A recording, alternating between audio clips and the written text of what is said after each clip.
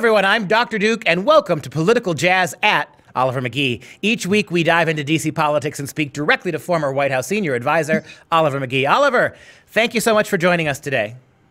Thank you for having me. Political jazz. We're just 2 years, believe it or not, less than 2 years away from the 2020 election cycle. God, I'm not ready for it. But we're already seeing a rush of Democrat candidates vying to take on President Trump. And the one that seems to be getting the most news right now, both on the positive and the negative side, is California Senator Kamala Harris. She has been in the Senate seat for only 2 years. There's already talk of her being Obama 2.0. By that, I think what people mean by that, a completely inexperienced, a completely out of her league political candidate who, if she weren't black, wouldn't be being considered at all. But I want to know your take on Kamala Harris first. What do you make of her as a potential opponent for Donald Trump in 2020? All talk, no walk. And more importantly, I call her Kamala Claus of California. She's offering getting rid of the private insurance industry. That is a utopian California type of policy way beyond Obama 2.0 that we just simply can't afford. But you know, we can't talk about how we can't afford all of these Kamala clauses of California gifts. We have to start talking about what this is really all about.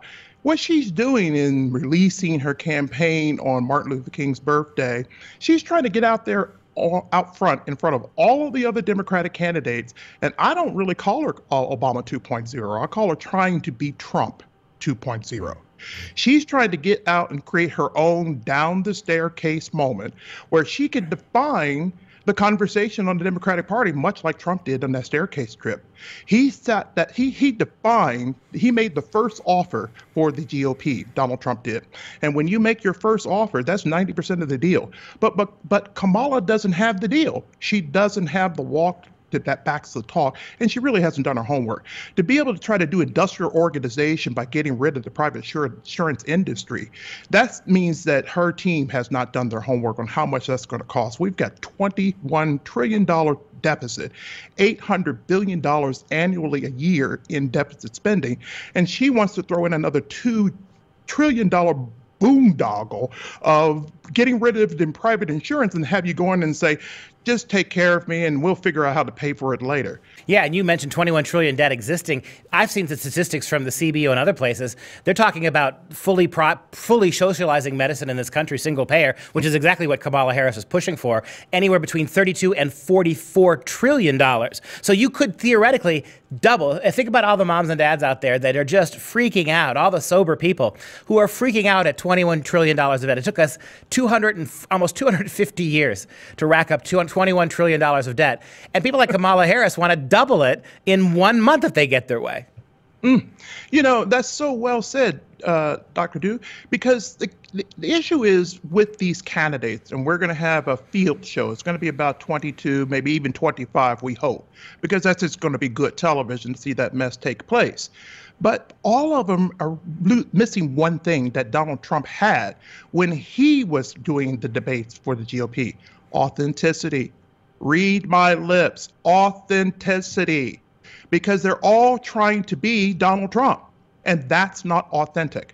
I think if they even heard this political jazz show, political jazz is about authenticity. Because in order for you to do improvisation in politics, like political jazz, you have to be real. You have to be authentic to the American people. You got to go with your own jazz so that you can be authentic to the voters. And I believe when I saw Kamala Claus of California make her rollout on CNN, and CNN is not necessarily being authentic now either. I just simply said, what's real about this? Because blacks are going to vote for a candidate, not because the candidate is black. That's after Obama. They're going to be looking for what's authentic for their lives. And generally speaking, black people are conservative in their votes. They're not necessarily extreme left. They're center right like the rest of the country. Well, and Kamala Harris, the anti-American way she conducted herself on the Brett Kavanaugh hearings, she was shrill, she was angry, she was all for throwing out due process, she was a scold, she was really, really unattractive. I thought that was part of the sideshow. I ignored it completely. What I was really looking at is how authentic she is appearing, and I don't see a lot of authenticity there. I see her trying to find her place in the political landscape of presidential politics, and it doesn't look real to her. And I think blacks see that too, because she's been a black prosecutor and she's trying to claim toughness on crime. But most of the deep black community don't see her really all that for black community at all. And we also know that we weren't left with anything left after 8 years of Obama. So we're not falling for any more of that soft touch, that charismatic speak, all of that hope and change and we shall overcome, and then basically promises of never, never land from Kamala Claus of California. We're not falling for that anymore. We want real stuff. And Donald Trump is actually, all he has to get is 8 to 12% of the black vote, and he takes the election. And right now he's doing great work on crime control. He's doing great work for economic unemployment in the black community. And I think he's becoming more and more a pro-black candidate. He's not quite done yet. He's got a lot more work to do to get their trust, get blacks' trust.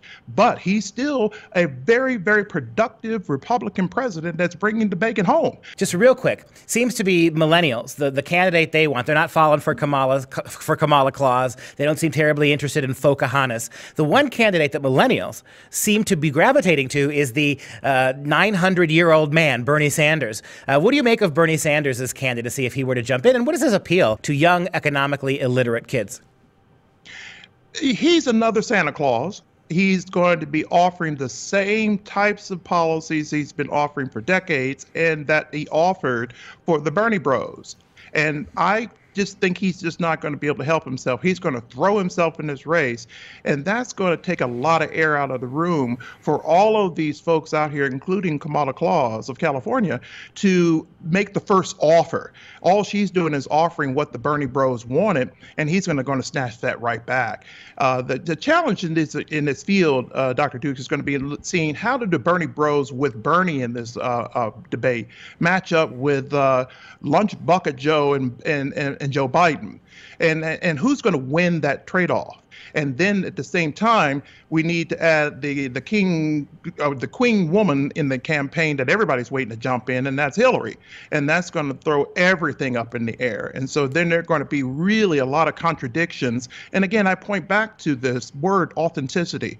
That's what I wrote was the key in my book, Jump in the Aisle. It's about authenticity into politics. And I think that people voted for Donald Trump because he was the anti-Obama. He was the anti-Obama. And so right now, the Democratic Party is looking for the anti-Trump. Well, I love your characterization of Kamala Harris as Kamala Claus. Let's call Bernie Sanders Commie Claus.